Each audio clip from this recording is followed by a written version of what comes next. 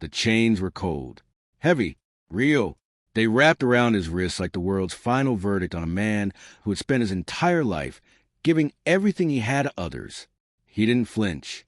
He didn't look down. Instead, he looked up across the courtroom, through the blur of strangers and stares and whispered judgments. He found them. 2 faces, 2 pairs of eyes, red from crying, burning with something fiercer than grief, determination. And in that moment, the man in chains a Euro, the man the whole town had already decided was guilty a Euro, allowed himself one single thought. Maybe, just maybe, love is enough. But here's what nobody in that courtroom knew yet. Those 2 young people sitting in the front row, they weren't just supporters. They weren't just witnesses. One of them was holding a document that could shatter the prosecution's entire case in a matter of seconds. And the other was hiding something far more dangerous. A secret so raw, so explosive, that when it finally came out of Euro, it wouldn't just free the man in chains. It would burn the entire corrupt machine that put him there to the ground. You need to understand how he got to this courtroom, because the real story, it didn't start with an arrest. It started 20 years ago, on the coldest night of the year, with 2 children nobody wanted, and 1 man who refused to walk away. His name was Joseph Mercer, and if you pass him on the street, you wouldn't think twice. A broad-shouldered black man in his early 40s, calloused hands, quiet eyes, the kind of man who moved through the world without demanding anything from it. He worked the night shift at the Harlan Steel Foundry a Euro, a grinding, sweltering machine place on the edge of a small Mississippi town called Delwood. Delwood was the kind of town where everybody knew your name, and where everybody had already decided what that name meant. For Joseph, it meant outsider. He had moved to Delwood 8 years earlier, after his wife passed. Lung cancer. 41 years old. Gone in 4 months. He had come to Delwood chasing a fresh start, a cheaper life, and some vague, desperate prayer that a new place might quiet the grief. It never quite did, but Joseph was not a man who wallowed. He worked. He was quiet. He kept his small wooden house clean, tended a garden his late wife would have loved, and every Saturday morning, he drove 30 miles to the nearest library just to borrow books he'd return the following week without fail. He had no enemies. He had no real friends either. He existed in Delwood the way a careful man learns to exist in a place that was never entirely sure it wanted him a Euro, with dignity, with patience, and with a kind of quiet grace that some people mistook for weakness. He was not weak. He was just waiting for the moment that would ask everything of him. That moment came on a Tuesday night in late November. The temperature had dropped to 19 degrees. Joseph had just finished his shift a Euro, 10 hours in front of a furnace that roared like a living thing. His back ached. His eyes were dry. All he wanted was a bowl of soup and 6 hours of sleep. He was cutting through the alley behind Crawford Street when he heard it, a sound so small, so fragile, that a less careful man would have missed it entirely. A cough. Then another. He stopped. There, wedged between a dumpster and the back wall of a shuttered laundromat, half hidden under a flattened cardboard box a Euro. 2 children, a boy and a girl. The girl was perhaps 7 years old. The boy slightly older, a Euro, 9, maybe 10. Both of them white. Both of them shaking so violently that Joseph's chest tightened just looking at them. The girl had her arm around her brother. Even in that state a Euro, hungry, freezing, terrified a Euro, she was trying to protect him. Joseph crouched down slowly. He knew better than to lunge forward and frighten children who already had every reason to be afraid of the world. "Hey," he said softly. "Asterisk, it's okay. I'm not going to hurt you." Asterisk. The girl looked at him with eyes that had seen too much for her age. "We don't need help," she said. Her teeth were chattering when she said it. Joseph almost smiled. "All right," he said. "Asterisk, but if you didn't need it, a Euro. I've got soup on the stove and a couch that's warmer than that cardboard. Just saying." Asterisk. He stood up, started walking. He made it 6 steps. Then he heard the boy's voice a Euro, small, ashamed, barely audible. "Asterisk, mister?" Asterisk. Joseph turned around. Asterisk. "We're hungry." Asterisk. Their names were Clara and Marcus Webb. Clara was 7. Marcus was 9. Their parents had been killed 3 months earlier when a drunk driver ran a red light at 60 miles an hour. No grandparents. No aunts or uncles willing to step up. They had bounced between 2 foster placements, both of which had ended badly in ways the children weren't ready to talk about yet. They had been on their own for 11 days. Joseph fed them. He let them sleep. In the morning, he expected them to bolt. They didn't. He called the county social services office. Sat on hold for 40 minutes. Was transferred 3 times. Was eventually told someone would follow up within 5 to 7 business days. He looked at the 2 children sitting at his kitchen table eating toast and staring at him like they were waiting for him to disappear. He thought about sending them to the system. He thought about it for exactly as long as it took Marcus to quietly ask if he could have another piece of toast. Joseph slid the whole loaf across the table. "You can stay," he said. For now. For now lasted 2 decades. Delwood did not approve. It started with looks. The quiet kind Euro. The ones people give when they've already decided something is wrong, but haven't yet decided to say it out loud. A black man raising 2 white children in a Mississippi town in the early 2000s was not something Delwood knew what to do with. People talked. Those kids need to be with their own kind. What does he want with them? Somebody ought to look into that. Joseph heard all of it. He chose silence every single time. Not because he was afraid, but because he decided somewhere in the bone-deep marrow of himself that what those people thought about him was less important than what those 2 children believed about the world. He wanted them to believe it was good. So he worked. He worked until his shoulders screamed. Picked up double shifts, weekend overtime, any extra hours a foundry would give him. He bought Clara a second-hand bicycle and stayed up 3 nights in a row learning how to fix the chain. He sat with Marcus at the kitchen table every evening, helping him through math homework, even when Joseph himself didn't fully understand the problems of They figured out together. He showed up. Every school play, every parent-teacher conference, every Saturday's soccer game, standing on the sideline in his worn jacket. While other parents gave him sideways glances, he pretended not to notice. But there was one look he could never ignore. Superintendent Dale Harkins. Harkins was the kind of man who believed Delwood belonged to certain people. He ran the foundry with an iron fist and a long memory. He had never liked Joseph There was something about a man who wouldn't be intimidated that bothered Harkins deeply. And when he saw Joseph at those school events, standing proudly beside 2 white children something in Harkins's eyes went cold and calculating in a way that made the back of Joseph's neck prickle. Joseph noticed. He filed it away. He kept working. Years passed away, hard years do, slowly in the living, quickly in the looking back. Clara grew into a young woman with a razor-sharp mind and a journalist's instinct for truth. She wrote for the school paper, then the county paper. Then she started asking questions that made people uncomfortable. Marcus found his calling in law. He had a voice, a deep, steady voice that could hold a room the way a hand holds a flame, careful and commanding. He argued with the confidence of someone who had already lost everything once and survived it. They were extraordinary. And Joseph, tired, proud, slightly grayer every year, looked at them and felt something he hadn't felt since before his wife died. Like his life had meant something. He should have known that was the moment everything would go wrong. It happened on a Thursday evening in October. Joseph had just finished his shift when the foreman pulled him aside. There had been an accident. Dale Harkins, the superintendent, had been found dead in the upper maintenance corridor. A catastrophic fall from the walkway above Furnace 3. Joseph felt immediate dread, not because of Harkins, but because of the way the foreman was looking at him.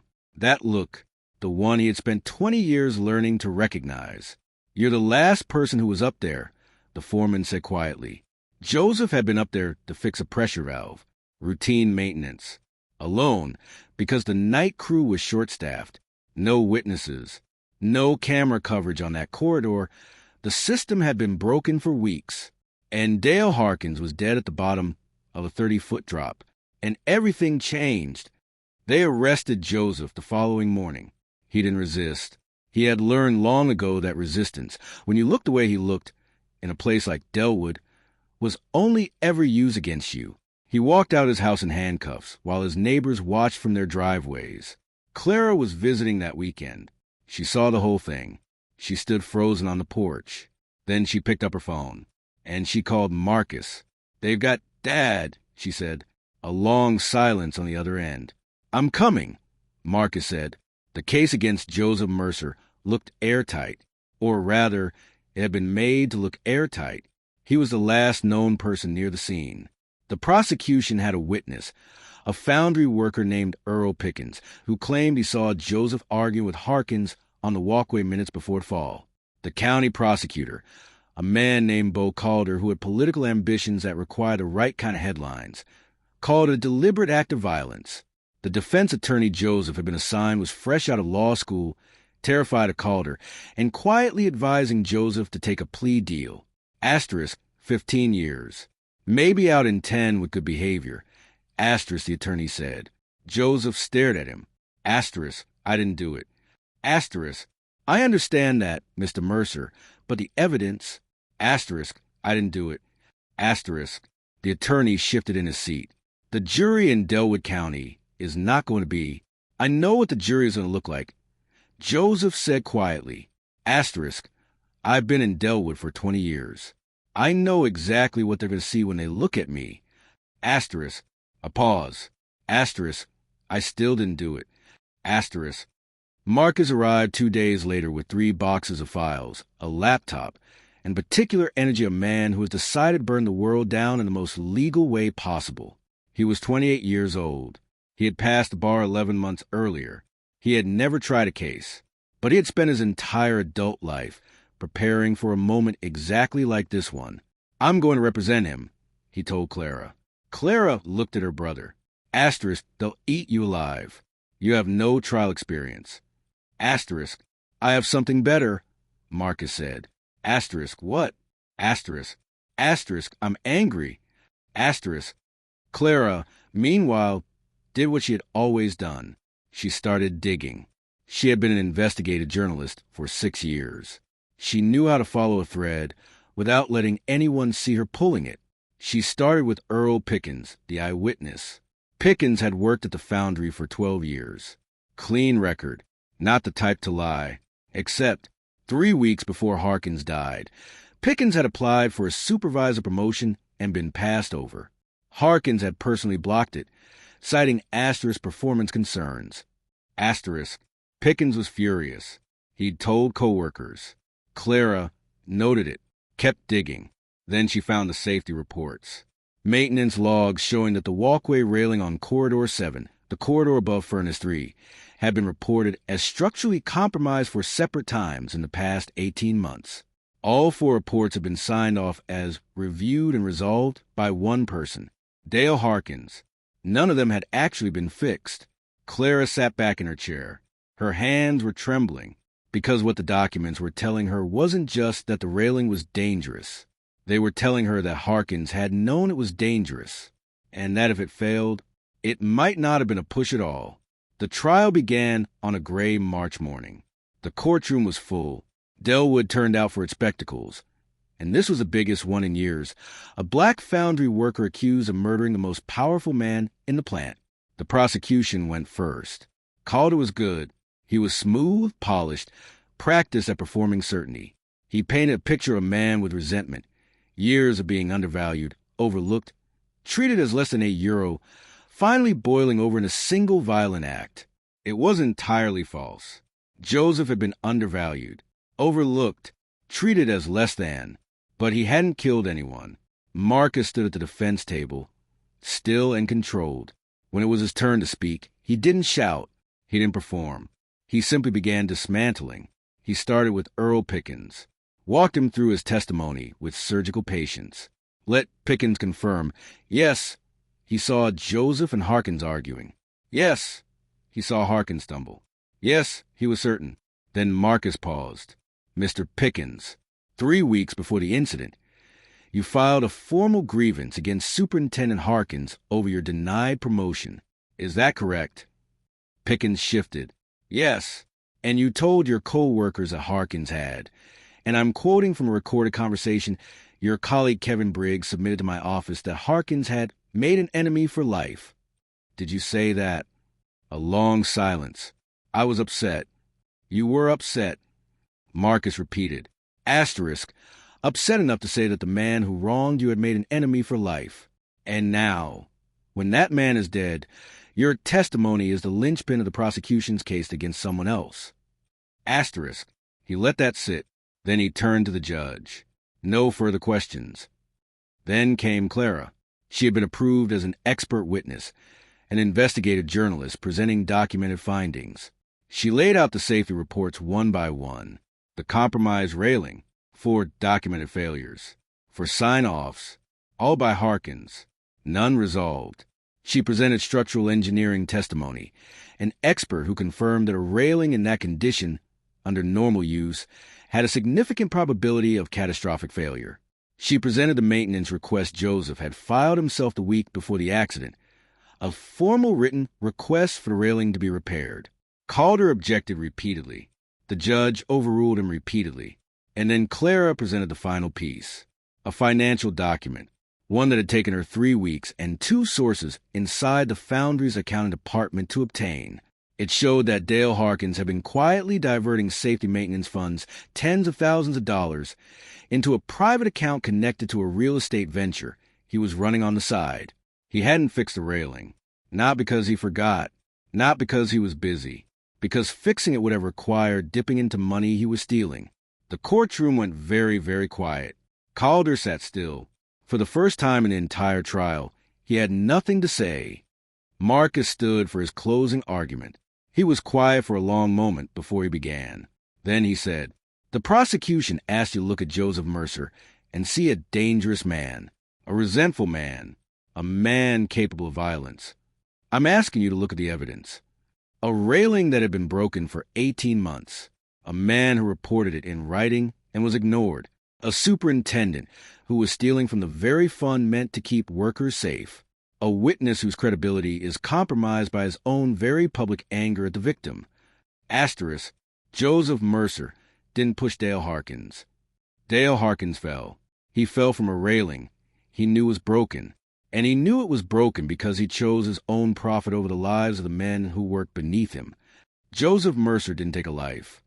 He almost lost his own to a corrupt man, to a broken system, and to a town willing to look at his face and decide his guilt before a single piece of evidence was examined. A pause. Don't be that town today. The jury deliberated for 4 hours. Joseph sat in a holding room and stared at his hands, the hands that had tucked 2 children into bed, the hands that had fixed a bicycle chain, that had held his late wife's hand in a hospital room, that had worked a furnace for 20 years without complaint. He didn't pray exactly. He just talked to his wife. Wherever you are, he thought, I could use a little help. At 4:47 in the afternoon, the jury returned.